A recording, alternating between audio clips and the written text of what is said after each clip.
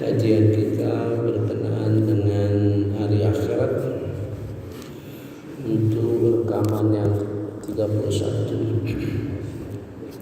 Kita sudah mempelajari 4 surah yang berkenaan dengan hari akhirat.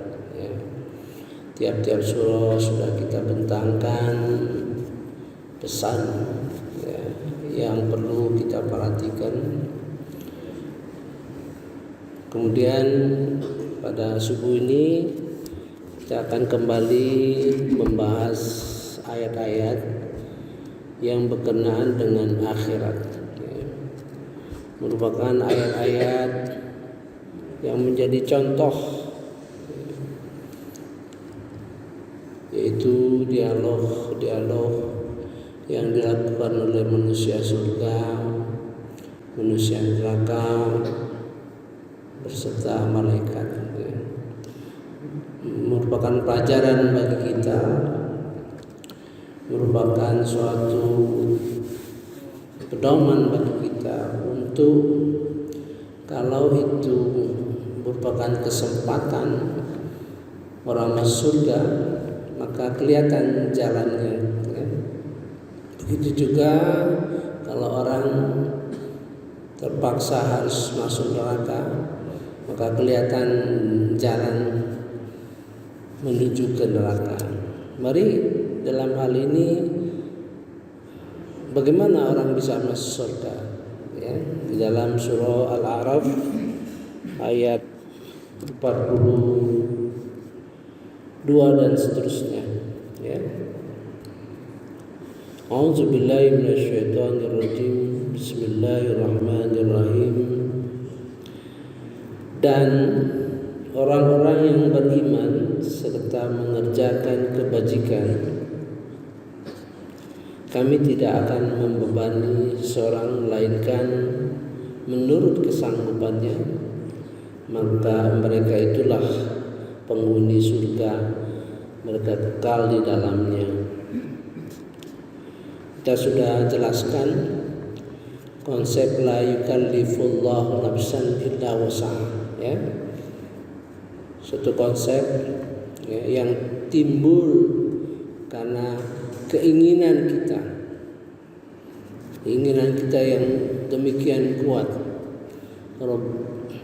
Wa qalu sami'na wa ata'na ghufranaka rabbana wa alaikal masir. Saking kuat tekad kita, kami belajar, kami tekuni, kami pahami, kami teliti segala petunjuk-petunjukmu dan kami taati. Apa respon Allah Subhanahu wa taala? La yukallifullahu nafsan illa wus'aha. Karena dia tahu kelemahan kita sebagai manusia, maka diajar kita untuk berdoa.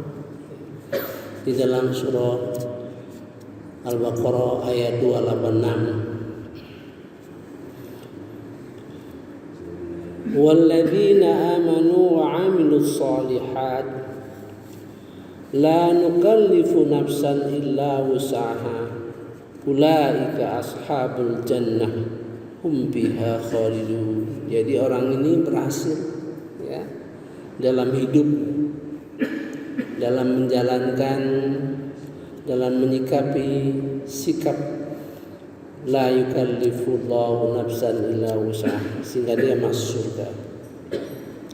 Kemudian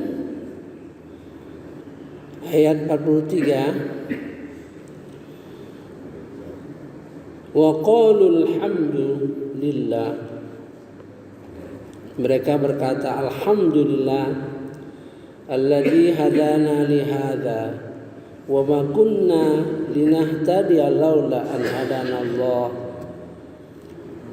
Mereka berkata alhamdulillah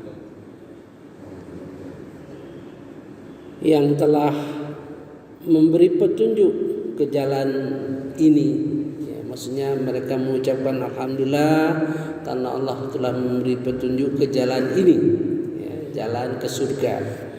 Seandainya wa ma kunna linahtadiya laula an hadana Allah, Seandainya Allah tidak memberi petunjuk, mereka tidak akan sampai ke sini. Ya. Mari kita lihat ayat ini, ayat yang dibahas biasa dibaca oleh ulama-ulama dalam khutbah pembukaan, ya, dalam doa dan sebagainya. Ini merupakan, kalau dilihat dari sisi hidayah, ini hidayah yang paling tinggi, ya, termasuk hidayah keempat. Jadi saya sudah mengungkapkan dari kata hadaya, maka hidayah itu terdiri dari 4 tingkat, ya, 4 tingkat. Tingkat pertama adalah hidayah yang menggambarkan ilmu-ilmu yang kita pelajari, yang menunjukkan kita mampu berpikir, mampu jadi mukallaf, jadi orang yang punya kewajiban. Jadi, kalau kita tidak sampai, katakanlah idiot, kata-kata, ya, mungkin tidak akan sampai memahami hidayah tingkat 1. Hidayah tingkat 2 adalah hidayah yang diberikan oleh Rasulullah SAW. Segala petunjuk baik dalam Quran maupun hadis-hadis, yaitu pelajaran agama. Jadi pada hidayah ke-1 dan ke-2 ini belum bisa menggerakkan. Maka kita selalu taufik wal hidayah, nah, gitu kan? Banyak orang berilmu, punya ilmu tapi tidak bergerak, ya, menjadi amal. Maka hidayah ketiga diperlukan oleh kita, hidayah yang berupa taufik, ya, yang menggerakkan ibadah-ibadah kita. Hidayah keempat adalah hidayah yang mengarah kepada surga, mengarah kepada surga. Nah, 4 tingkat ini dikelompokkan 2 saja dalam doa kita, dalam pemahaman secara umum, ya.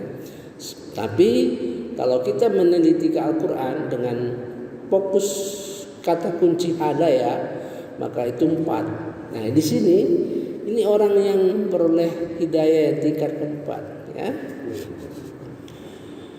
Wa qalu alhamdulillah. Jadi dibaca oleh para ulama, oleh kita dawam, ya.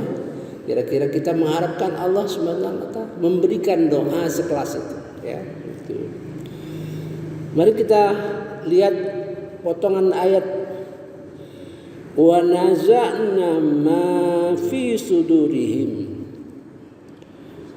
Kami telah mencabut, mengeluarkan apa yang di dalam hatinya, min ghillin tajri, dari dendam, kedengkian, ya, yang mengalir, ya, min tahtihal anhar. Jadi di sini menunjukkan bahwa sifat-sifat buruk kita, ya, sifat-sifat buruk kita telah dicabut, telah dihilangkan pada saat kita berada di tepi surga, gitu, ya. Sebenarnya, ya, ini suatu gambaran bahwa salah satu komponen di dalam memasuki surga itu adalah hati yang bersih, ya, qalbun salim. Jadi akan dicabut. Ini mengandung makna seandainya, ya, bahwa sifat-sifat jelek kita itu terbawa, ya, sampai ke tepi Araf, maka itu akan dicabut.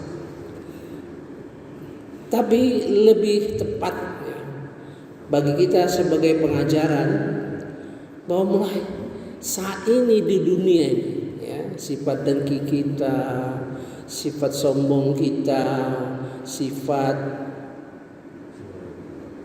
iri, ya, itu seharusnya sudah bersih di sini. Ya, sudah kita tinggalkan sifat-sifat itu di dunia ini. Ya.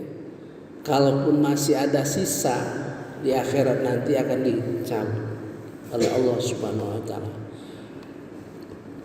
Nah, sifat-sifat itu, ya, tidak bisa hanya melawan, kita lawani sifat iri, sifat dengki, takabur dan sebagainya itu tanpa ilmu, ya. Ilmu yang akan menguatkan kita sehingga hati kita bersih. Makanya di dalam tugas Rasulullah SAW ada empat. Pertama, membacakan ayat-ayat Quran, yatslu alaihim ayat, kepada kita. Wa yuzakkihim, membersihkan hati kita. Wa yu'allimuhumul kitab wal hikmah. Jadi ada 4 tugas Rasulullah itu, membacakan ayat-ayat Quran kepada kita sehingga ayat-ayat itu menjadikan hati kita bersih. Kemudian mengajarkan ilmu Al-Quran dan hikmah. Itulah tugas Rasulullah setelah diwahyukan kepadanya. Padahal doa Nabi Ibrahim susunannya beda, ya. Doa Nabi Ibrahim itu susunannya beda. Baca Quran, ilmu Al-Quran, katakanlah ilmu kitab, wal hikmah, baru wa yuzakkihim.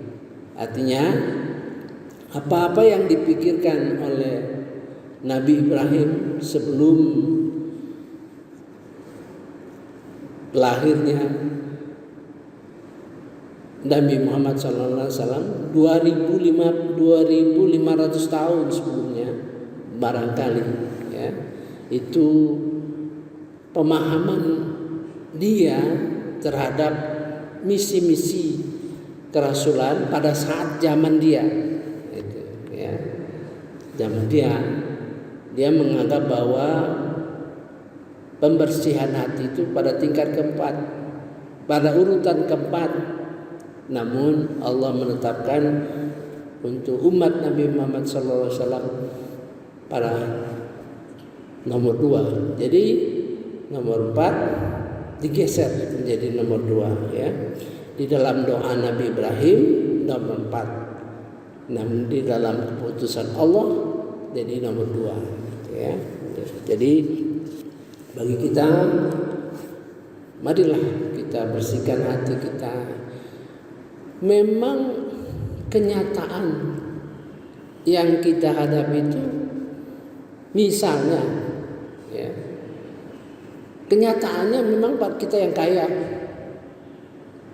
wajar kalau merasa lebih, ya. Kenyataannya kita memang pandai,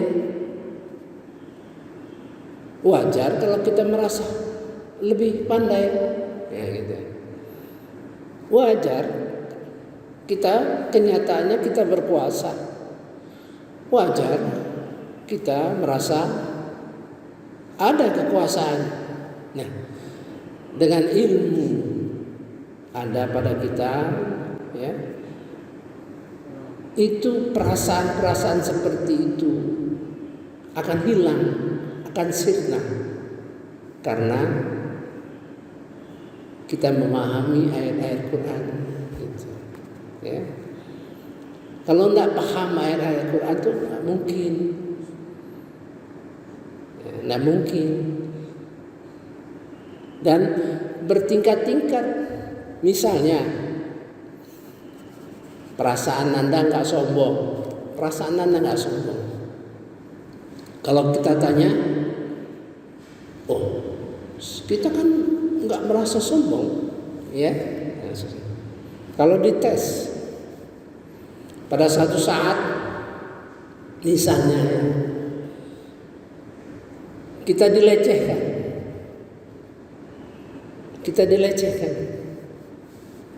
Katakan kita dilecehkan ilmunya. Apa ilmunya itu? Ilmu yang enggak belajar, bisa-bisa sendiri, ya misalnya kan? Apa? Keluar enggak kita kira-kira perasaan ingin menunjukkan siapa saya, kan? Pasti di dalam praktiknya. Namun dengan ilmu yang ada, maka kita menghadapinya sebagaimana diberi petunjuk oleh Allah Subhanahu wa taala. Begitu juga kalau orang kaya, dia akan tunjukkan siapa saya. Wah, gitu. Begitu juga kalau orang berkuasa, dilecehkan, tunjukkan kekuatan siapa saya, gitu. Ini ilmu yang mengantarkan kita menjadi orang-orang yang bersih hati. Nah, di dalam akhirat nanti, ya, inilah contoh orang yang masuk surga. Ya. Satu, bisa menjalankan la yukallifullahu nafsan illa wus'aha, bisa membersihkan hatinya. Ya. Wallahu a'lam. Subhana rabbika rabbil izzati amma yasifun wa salamun alal mursalin walhamdulillahi rabbil alamin. Assalamualaikum warahmatullahi